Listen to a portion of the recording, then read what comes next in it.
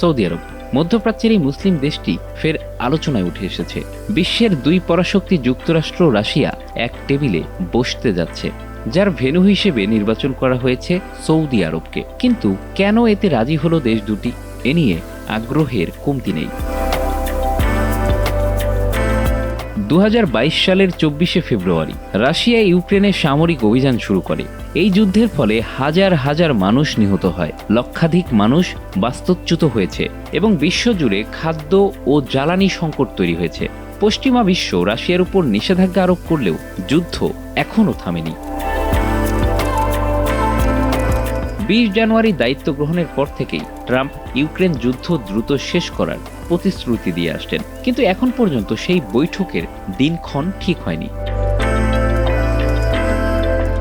তবে এই বৈঠক নিয়ে ইতিমধ্যে নানা ধরনের আলোচনা চলছে।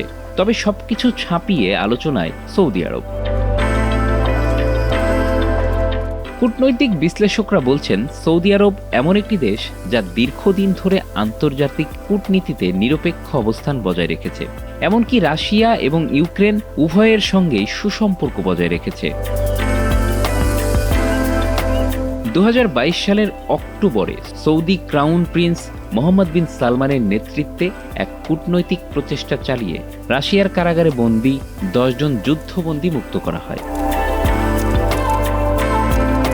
রাশিয়া এবং সৌদি আরব বিশ্বের দুই প্রধান তেল উৎপাদনকারী দেশ। তারা একসঙ্গে ওপেক প্লাসের গুরুত্বপূর্ণ সদস্য, যা বৈশ্বিক জ্বালানি বাজার নিয়ন্ত্রণ করে। সৌদি আরব যদি এই আলোচনার নেতৃত্ব নেয়, তবে রাশিয়া সহজেই এতে অংশগ্রহণ করতে আগ্রহী হতে পারে। অপরদিকে সৌদি আরব যুক্তরাষ্ট্র ও ইউরোপের অন্যতম প্রধান মিত্র, যা ইউক্রেনের পক্ষেও ইতিবাচক। কূটনৈতিক বিশ্লেষকরা বলছেন, সৌদি আরব সাম্প্রতিক বছরগুলোতে বেশ কয়েকটি গুরুত্বপূর্ণ আন্তর্জাতিক মধ্যস্থতায় সফলতা দেখিয়েছে। 2023 সালে এটি চীন ও ইরানের মধ্যে সম্পর্ক পুনর্স্থাপনে বড় ভূমিকা রেখেছিল। মধ্যপ্রাচ্যের সংকট নিরসনে এটি গুরুত্বপূর্ণ কূটনৈতিক পদক্ষেপ নিয়েছে। ফলে রাশিয়া ইউক্রেন সংঘাতের আলোচনাতেও সৌদি আরবের মধ্যস্থতা গুরুত্বপূর্ণ ভূমিকা রাখতে পারে।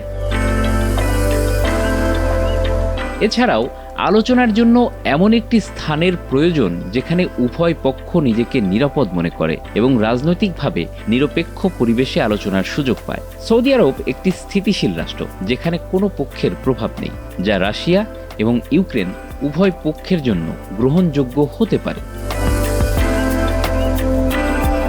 বিশ্ববাসী এখন আশা করছে, সৌদি আরবের এই মধ্যস্থতার মাধ্যমে হয়তো রাশিয়া ইউক্রেন সংঘাতের একটি সমাধান আসতে পারে।